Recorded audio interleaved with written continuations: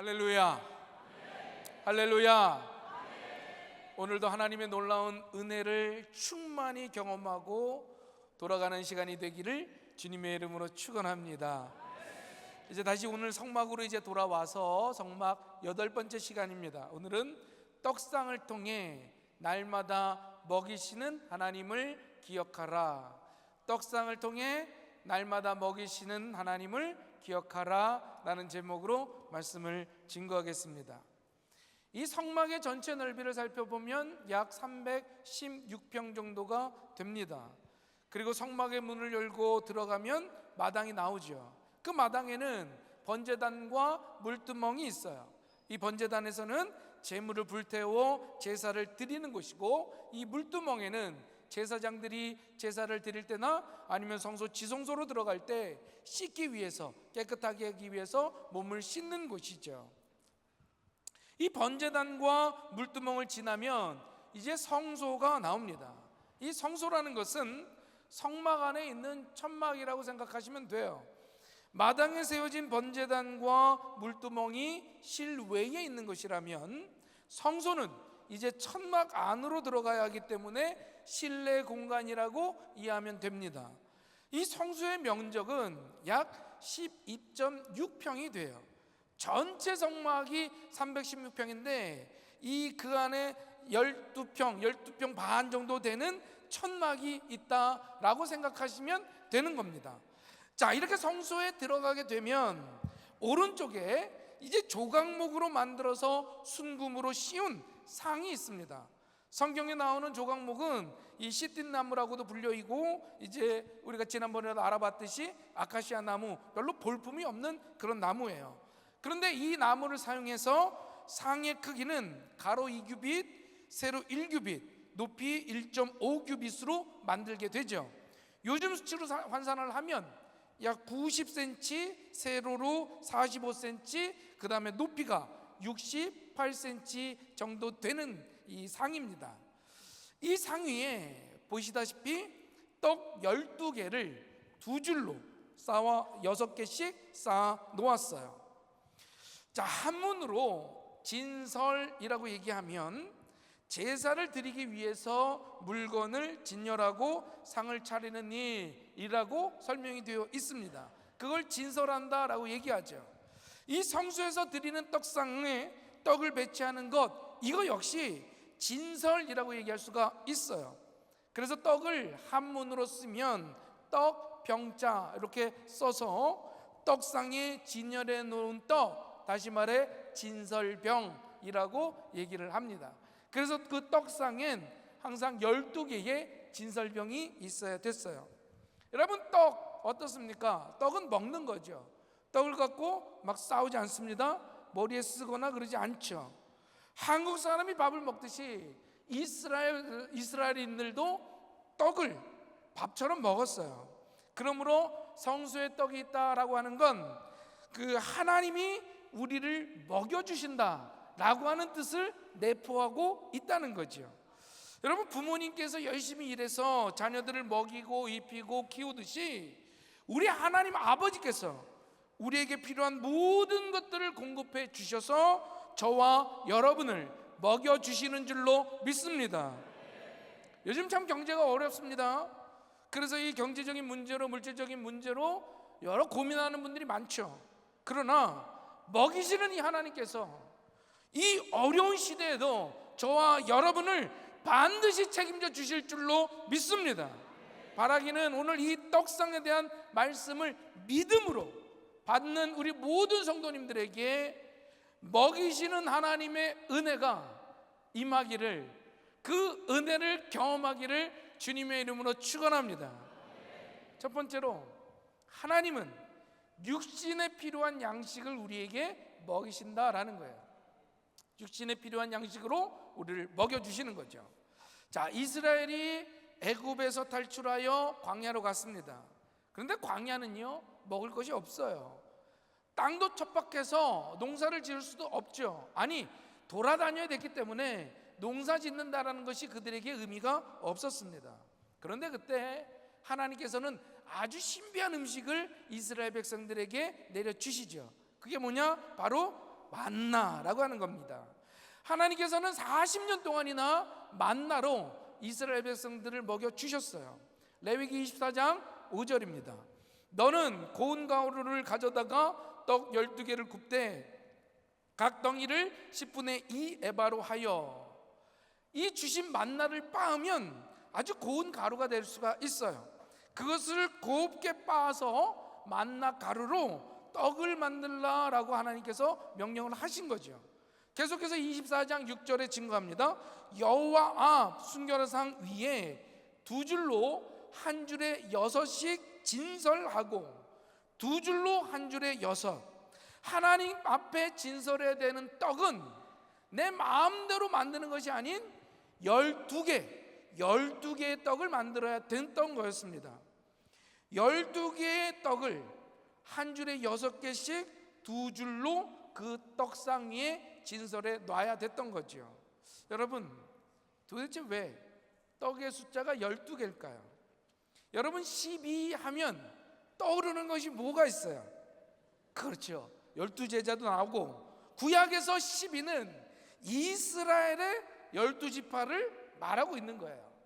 특히 이 지파라고 하는 건 씨족입니다. 씨족, 12개의 씨족이 연합해서 이스라엘 민족을 이룬 거죠. 그럼 한번 생각해 보자고요. 하나님이 내려주신 만나로 떡을 만들어야 됐어요. 그 떡은 내 마음대로가 아닌 딱 12개를 만들어야 됐다는 거죠.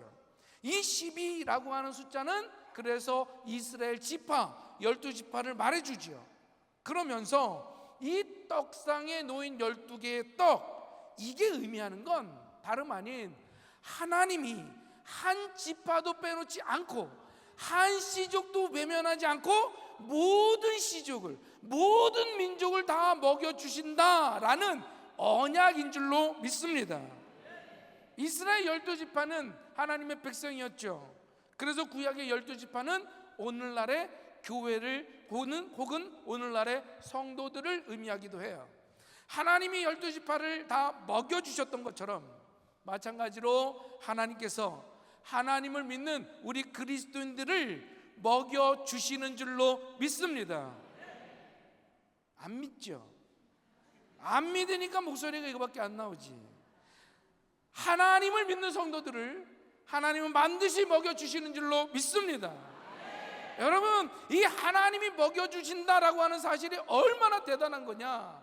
이 하나님이 먹여주신다라고 하는 사실을 믿지 못하면 사람이요 추해지는 거예요. 먹고 살기 위해서 별짓을 다 한다는 거죠. 남을 속이고 남의 것을 뺏고 거짓말을 해서라도 어떻게든 내가 살아남아야 되기 때문에 발버둥을 치는 그런 추한 모습을 보일 수밖에 없는 거예요. 언제 경제 사정이 좋았겠습니까? 7, 80년대는 좀 좋았겠지만 경제 사정은 계속 안 좋았어요. 경제가 어려지면 범죄가 많이 일어나죠. 사람들이 어떻게든 수단과 방법을 가리지 않고 이 어려운 상황을 타개해 보려다 보니 범죄를 저지르게 돼요. 이 범죄가 반복되다 보면 결국엔 그 인생 전체가 죄의 나락으로 빠질 수밖에 없다는 거예요. 여러분, 그래서 이 범죄가 많아진다라고 하는 건 단순히 어떤 윤리적인 문제라고 생각할 수 있지만 그렇지 않아요. 이건 영적인 문제입니다. 어떤 영적인 문제냐? 하나님이 먹여주신다는 사실을 믿지 못하는 그 영적인 문제인 거예요. 여러분, 하나님이 먹여주신다는 사실을 믿으면 우린 당당해질 수가 있습니다. 불안해하지 않을 수가 있는 거예요. 그 기독교 작가가 쓴, 아이들을 위해서 쓴 참새와 물새의 대화라는 책이 있습니다. 거기 내용이 이런 거예요. 참새와 물새가 하늘에서 땅을 바라보니 그저 사람들이 먹고 사느라고 그 먹고 사는 문제에 말버둥을 치고 서로 치고받고 싸우고 사기 쳐먹고 안 좋은 모습들을 보이는 거예요. 그 모습을 보고 물새가 참새한테 얘기합니다. 야야, 저 아래 땅에서 허덕이는 저 사람들을 좀 봐라. 저 사람들은 어죽거리면서 맨날 싸우고 거짓말하고 속이고, 야, 왜 저렇게 살고 있는 사람들을 왜 저렇게 사냐? 그랬더니 참새가 대답하죠. 물새야, 아마 저 사람들은 우리를 돌보시는 하나님 아버지가 안 계신가 봐. 믿음 있는 참새가 믿음 없는 사람을 비웃는 풍자의 이야기인 것 같아요. 사랑하는 성도 여러분, 아무것도 없는 광야에서도 하나님이 만나를 내려 주신 줄로 믿습니다. 이스라엘의 부자나 배운 자나 힘 있는 자에게만 만나를 주신 것이 아니라 이스라엘 12지파 모든 사람들에게 골고루 나눠 주셨어요. 여러분, 이 하나님을 믿으셔야 되는 거예요. 그래야 아무리 힘들고 어려워도 하나님이 도와주신다는 사실을 믿을 때에 우린 당당하게 살아가게 되는 줄로 믿습니다. 그럴 때에 우리들이 여유가 생기는 거예요. 아니, 온 세상이 하나님 것인데 모든 것을 가지신 하나님이 설마 하나님의 자녀인 우리를 굶기게 하겠어? 여기서부터 믿음의 당당함이 나오게 될 줄로 믿습니다. 바라기는 그 믿음으로 기도하면서 하나님의 도우심을 구하는 저와 여러분이 되기를 주님의 이름으로 축원합니다. 두 번째로, 하나님은 영의 말씀으로, 영의 양식인 말씀으로 우리를 먹여주신다라고 하는 거죠. 여러분, 사람이든 동물이든 먹지 않으면 살 수 없습니다. 먹지 않으면 다 굶어 죽고 말아요. 계속해서 굶게 되면 결국엔 죽게 되죠. 그런데 이 먹지 않고 버틸 수 있는 기간이 다 다르다는 거예요. 새는요, 한 9일 정도는 먹지 않고 버틸 수 있답니다. 고양이는요, 한 2주 정도는 버티고 산대요. 그러니까 여러분, 혹시 여행 가시더라도 너무 걱정하지 마세요. 2주 정도는 죽지 않는데요, 굶어도. 황제 펭귄은 3개월 정도를 버틴답니다. 그래서 알을 품고 있을 때 움직이지 못하니까 한 3개월 정도 버틸 수 있대요. 거북이는 한 1년 정도는 먹지 않아도 충분하대요. 더 놀라운 건 곰벌레는 무려 30년을 안 먹어도 버틴다는 거죠. 미국의 농담 중에 그리스도인들을 거북이에 비유해서 거북이 성도라고 하는 농담이 있습니다. 무슨 말일까요? 거북이는 몇 년을 먹지 않아도 산대요? 1년. 1년을 먹지 않아도 살아요. 이것처럼 교회 왔다 갔다는 하는데, 예배는 드리는데 하나님의 말씀을 전혀 먹지 않고 전혀 읽지 않고도 떳떳하게 살아가는 사람이 있어요. 어쩌면 곰벌레 같은 분도 있을 수도 있어요. 여기 계시죠? 1년 내내, 물론 연초에 내가 꼭 성경 읽겠다고 결단은 하지만 연초로 끝나죠. 자꾸 창세기만 보다가 끝나는 분들이 많아요. 그러면 매 년마다 처음 시작을 달리하세요. 창세기부터 하지 말고 레위기부터 하든지 아니면 뭐 민수기부터 하든지. 그럼 어쨌든 매년 그래도 한 권을 읽을 거 아니에요. 이렇게 말씀을 읽지 않는 사람들이 참 많더라고요. 그러다 보니까 교회 올 때도 성경 찬송을 갖고 오지 않는 분들이 참 많아요. 예배를 드리면 아무것도 가져오지 않고, 물론 이 스크린에서 말씀도 보여주고 찬양도 보여주니 뭐 굳이 필요 있겠어? 라고 생각하고 갖고 오지 않는 것 같지만, 여러분, 저는 그렇게 생각해요. 제가 뭐 꼰대라고 얘기해도 할 수 없어요. 저는 이건 예배의 자세라고 생각합니다.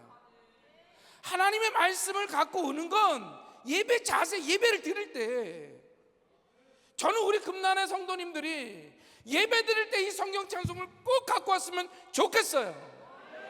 그래서 예배 드릴 때 펴놓고 보세요. 좀 화면만 보지 말고 말씀을 보고 찬양을 좀 보시라고요.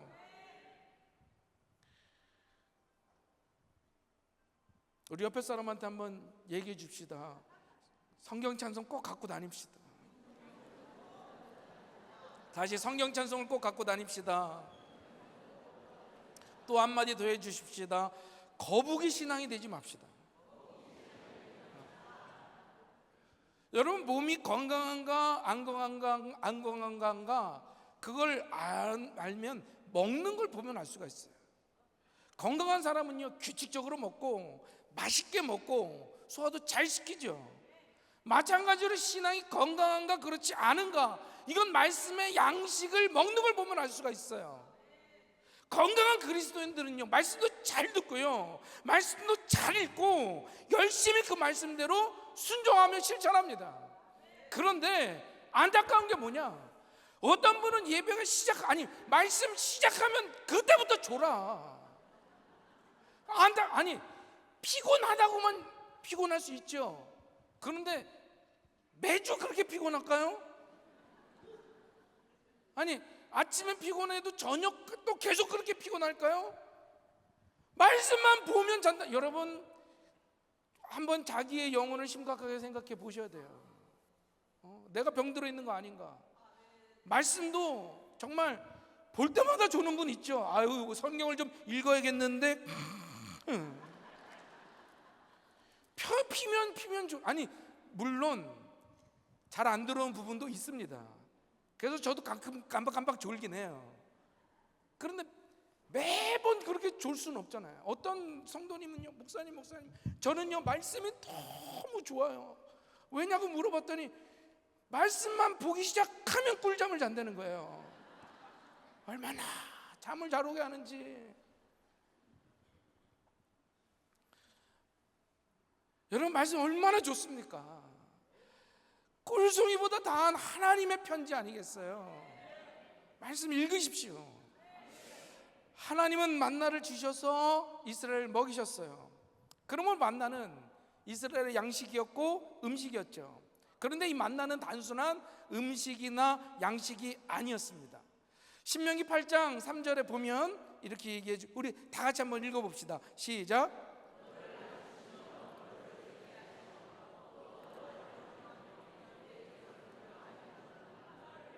내게 먹이신 것은 사람이 떡으로만 사는 것이 아니요 여호와 입에서 나오는 모든 말씀으로 사는 줄을 내가 알게 하려 하심이라. 만나를 주신 이유가 뭐냐?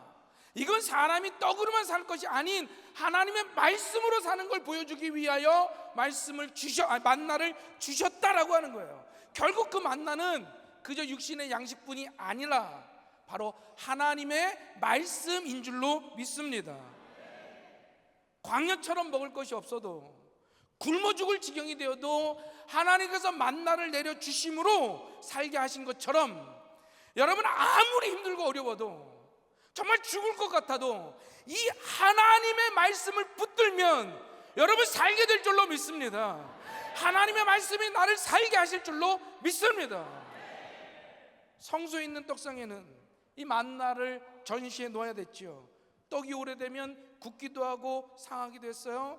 매주 안식일마다 새로운 떡으로 교체해야 됐죠. 여러분 생각해 보세요. 일주일 내내 그 떡상에 떡이 있습니다.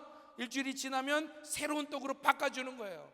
24시간 1년 365일 항상 그 떡상에는 떡이 올려져 있던 거죠.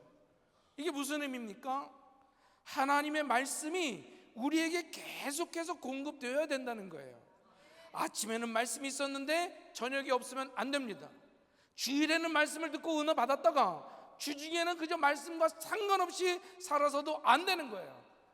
하루 24시간 1년 365일 우리 마음속에 하나님의 말씀이 있어야 할 줄로 믿습니다.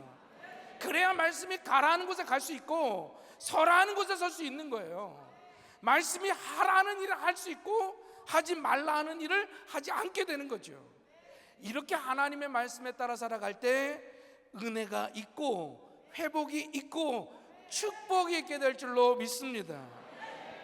사랑하는 성도 여러분, 이스라엘의 성소에 하루 24시간 1년 365일 떡이 진열되어 있던 것처럼 우리 마음의 성소에도 하나님의 말씀이 늘 깃들어 있기를 주님의 이름으로 축원합니다.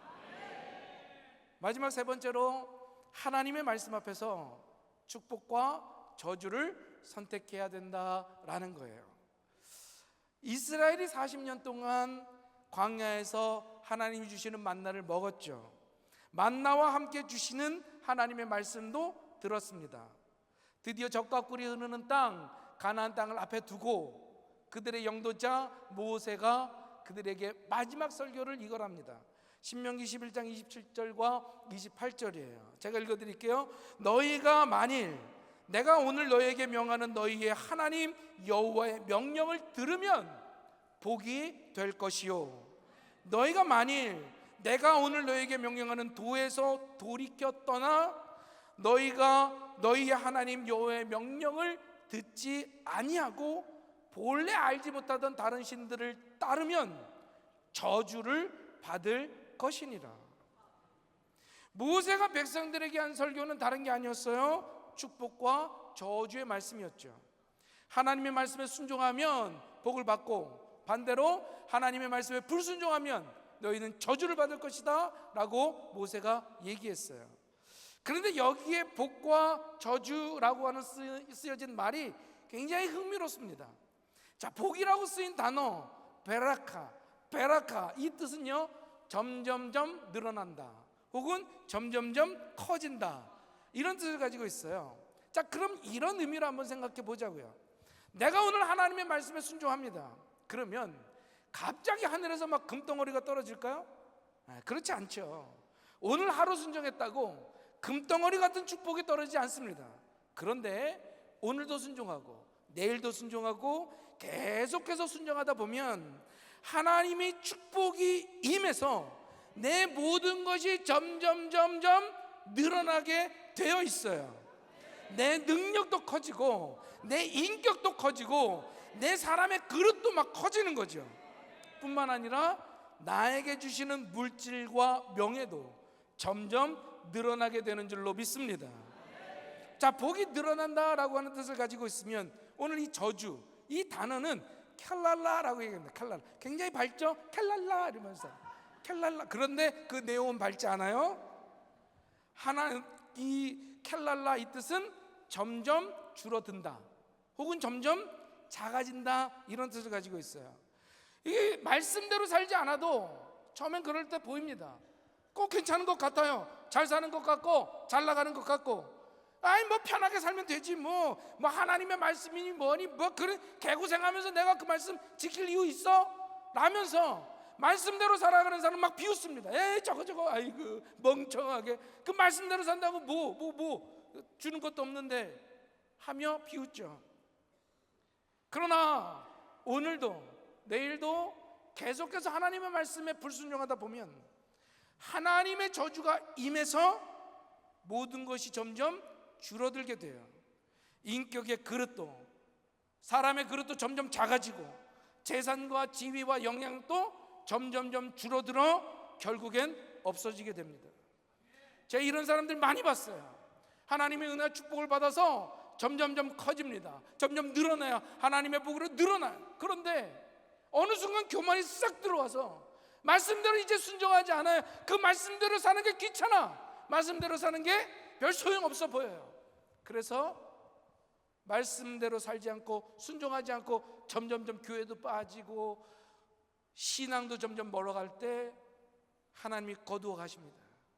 점점 줄어들다 마침내 다 사라지고 말아요. 이 축복과 저주의 말씀이 신명기 11장 27절 28절에 나오죠. 그런데 더 중요한 말씀이 바로 그 앞에 26절에 나옵니다. 우리 함께 한번 크게 읽어봅시다. 시작. 자, 노란색으로 써져 있죠. 이 두나니라고 하는 것이 굉장히 중요해요. 이 말씀은 오래전에 주신 말씀이잖아요. 수천 년 전에 살던 백성에게 수천 년 전에 죽은 모세가 남긴 말씀이라고요. 그런데 오래된 이야기니 두었으니 뭐 이렇게 하면 좋은데 두나니 현재 진행형으로 말하고 있다는 거예요. 무슨 뜻입니까? 지금도 계속 두고 계시다라고 하는 거예요. 지금도 저와 여러분 앞에 그 복과 저주의 것을 두고 계시다라는 거죠.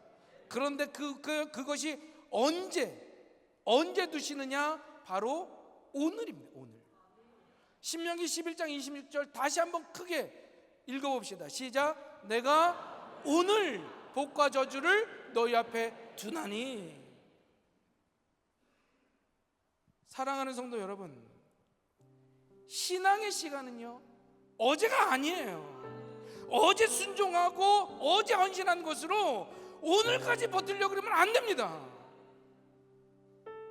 뿐만 아니라 신앙의 시간은 내일도 아니에요. 오늘 바쁘니까 힘들어서 피곤해서 오늘은 못하겠어요, 내일부터 하겠다. 여러분, 그거 교만입니다. 누가 내일을 압니까? 여러분의 내일을 압니까? 내일 어떻게 될지 모르는데요. 내일 하나님이 불러가시면 어떡할 겁니까? 야 이제 올라와라. 아니, 내가 제대로 믿지도 못했는데 하나님이 나의 생명을 거둬가시면 어떡할 것입니까? 그러면 지옥 갈 수밖에 없는 거죠. 신앙의 시간은 오직 오늘뿐이라는 거예요. 엊그제 저희 연회가 끝나고 우리 목사님들과 식사 후에 차를 마시면서 그런 얘기를 했습니다. 예전에 운동했다가 요즘에 몸이 약해져서, 별로 약해 보이진 않지만 몸이 좀 약해져서 이제 운동을 다시 시작했어요. 운동을 다시 시작하면서 우리 목사님들한테 얘기를 했죠. 내가 왕년엔 막 팔굽혀펴기 200개 300개 막 스쿼트 막 500개씩 막 그렇게 하고 그랬는데 지금 다시 시작하니까 팔굽혀펴기 50개 하고 그냥 막 온 근육이 비명을 지르고 힘들어 죽겠다고 막. 그러면서 내가 왕년에 그렇게 잘했는데 라고 얘기했더니 목사님 한 분이 그러시는 거예요. 목사님, 왕년에 그만큼 안 해본 사람 어디 있습니까? 제가 정신 차렸어요. 여기 앉아 계신 수많은 성도님들, 정말 왕년에 열심히 신앙생활 했던 분들 있을 거예요. 누가 뭐라 그래도 예수님께 미쳐서, 복음에 미쳐서 헌신하고 예배드리고 기도하고 말씀 보고 그게 너무 행복해. 그게 너무 좋았어. 그래서 내 왕년에 그렇게 신앙생활 했는데, 내 왕년에 그렇게 헌신했는데, 그런데 지금은 어떻습니까? 지금은 어떻습니까?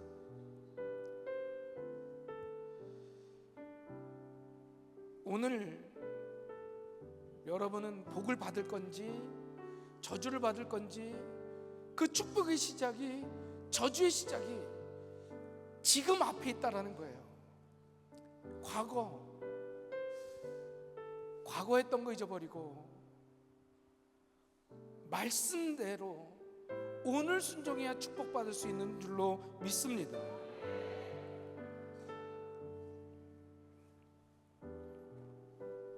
저는 우리 금난의 성도님들이 오늘 이 예배가 축복을 선택하는 예배가 되었으면 좋겠어요.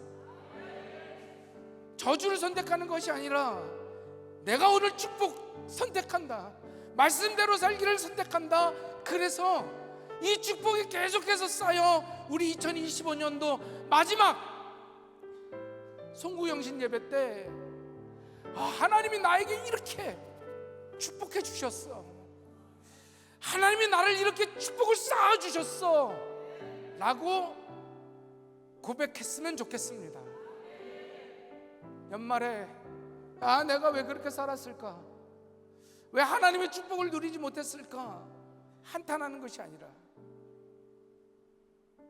오늘 그 축복을 쌓는 그 시작이 되기를 주님의 이름으로 축원합니다.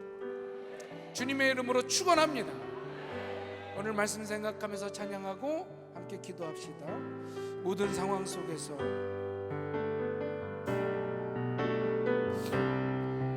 모든 상황 속에서 주를 찬양할지라, 주를 찬양할지라.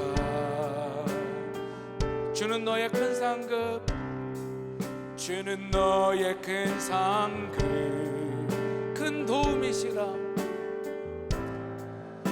큰 도움이시라. 주의 얼굴 구할 때, 주의 주의 영을 부으사 주의 영을 부으사 크신 사랑 안에서 계신 사랑 안에서 주를 보게 하소서 주를 보게 하소서 내 영혼이 확정되고 내 영혼이 확정되고 확정되어 싸우리 믿음의 눈으로 주를 바라봅니다 내 영혼이 확정되고 확정되어 싸우리 믿음의 눈으로 주를 한 번 더 내 영혼이